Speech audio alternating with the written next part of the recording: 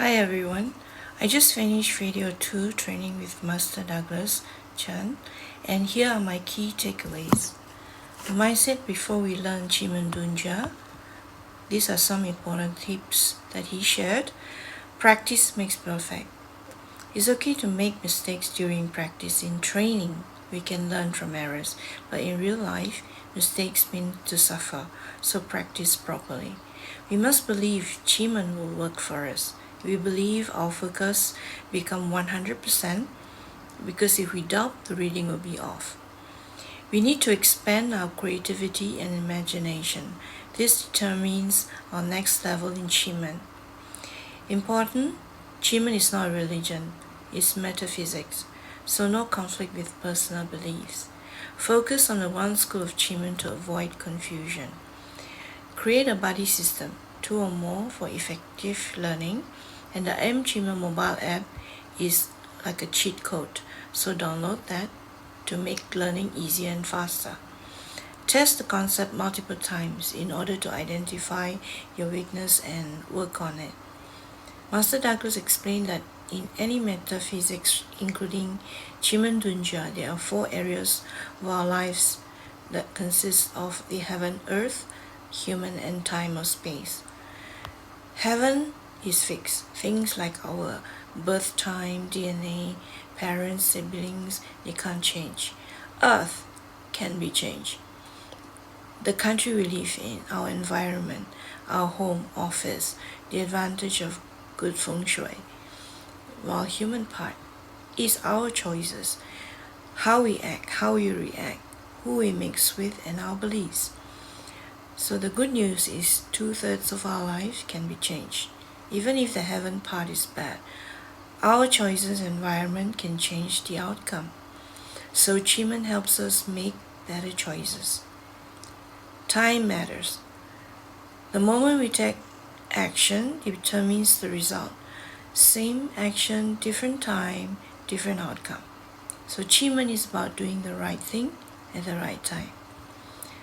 Specific method to watch out is that Qimen can help you, but if you use wrongly, it can also harm you.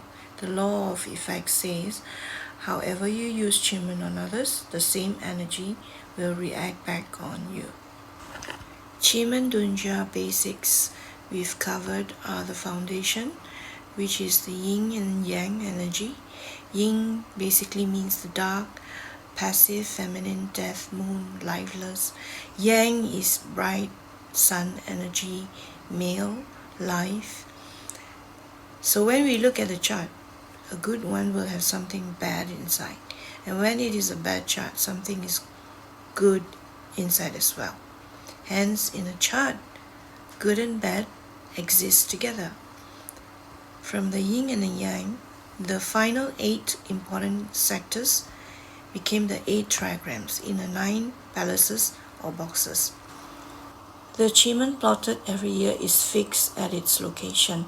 The L shape consists of the Sun 4, Zhen 3, Geng 8, and Kan 1, whereas the inverted L shape consists of Li 9, Kan 2, Tui 7, and Qian 6. Diagonally or horizontally, the number in all these boxes add up to 15 always. The 8 trigrams has a number with a specific name in Chinese character. We need to understand the meaning. So Grandmaster went through each palace with examples, and visualizing make it simpler to remember. Like Palace 1, Kan represents water. It is like stuck or trapped feel, and you can't control the situation. So it's danger and you can't move. Number 2, Kun, which is a motherly figure that represents slow growth, adaptable energy, and slow and steady. Palace 3 is Sun, and it represents lightning, sudden change, new beginning. Like lightning is fast and you can't control. Palace 4 soon is compass, directionless. You cannot decide, you keep stopping and starting, and things improve but slowly. Palace 6 Qimen is fatherly, which represents strong energy, authority, good to take action, and the figure means everything in control. Palace 7 Tui is happiness. That represents happiness, joy, and also caught issues possible. But it's usually a take action palace. Palace number 8 is Gun, mountain, that shows stubborn, refuse to move, and usually represent difficulties. Palace number 9, Li, is firework. Firework is beautiful on the surface, right? So it looks good on the outside, but inside may be empty. So temporary happiness, good now but go down later. This is how it starts. There is a question. We plot the chart right after the question. Then we read the chart, right? The chart tells the entire story related to the question. Now, this is simple navigating steps to read. You will see the 8 trigrams, that is fixed. The answer is in the hour pillar. So we look at the top Chinese symbol, and then we scan the 9 palaces to find the same symbol. Then we focus on the top character, which is the current, not the one at the bottom, which is the past.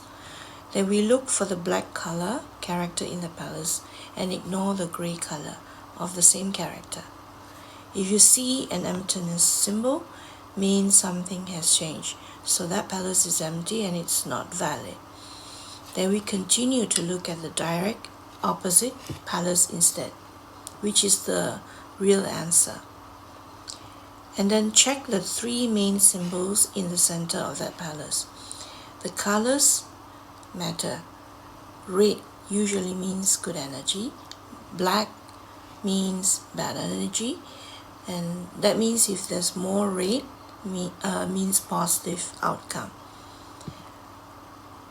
If you see the horse symbol, it is unstable or overseas matters, depending on the situation or questions asked. The key takeaway from video 2 was what really sticks with me is the idea that we have more control over our lives than we think. Grandmaster Chan broke it down into heaven, earth, and human. Heaven is fixed, like our parents in birth, but earth and human, that is 2/3 of our life, we can actually change. Our environment, our choices, the people we mix with, how we react to things, that gives me a lot of hope. It means even if the chart shows something not so good, we are not stuck. We can shift the outcome by making better decisions at the right time. I also appreciate the reminder that Qimen is not a religion, so no conflict there. And the warning about using it correctly, because whatever energy we put out comes back to us. The basic on Yin and Yang and the 9 palaces were introduced with simple visuals like Palace 1 being trap and Palace 9 being fireworks, beautiful but temporary.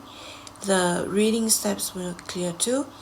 You find the answer in the hour pillar, look for the same symbol in the palaces, check for emptiness, look at the opposite palace if needed, and then read the colors.